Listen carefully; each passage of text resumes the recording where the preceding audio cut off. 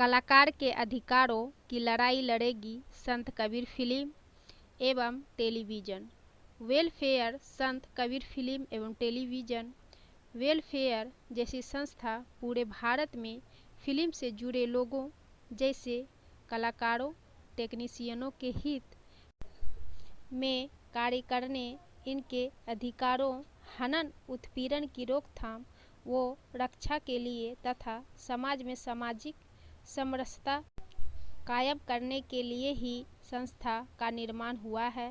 संस्था पूरे भारत में अपने सदस्यों द्वारा फिल्म से जुड़े लोगों का पूरा सहयोग करने का हर संभव प्रयास करेगी, जिससे इनका मान सम्मान व उत्साह बढ़ सके और ये आगे बढ़कर अपनी प्रतिभा के माध्यम से काम कर अपना नाम कर सके।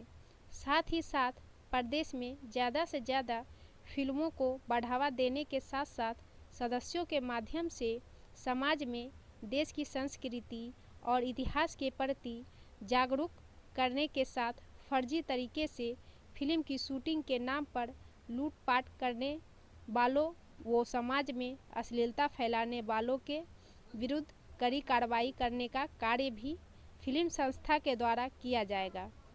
इसके लिए संत कबीर फिल्म एवं टेलीविज़न वेलफेयर पूरे भारत में अपने मजबूत और तेज तर्रार पदाधिकारियों की नियुक्ति तेजी से कर रही है।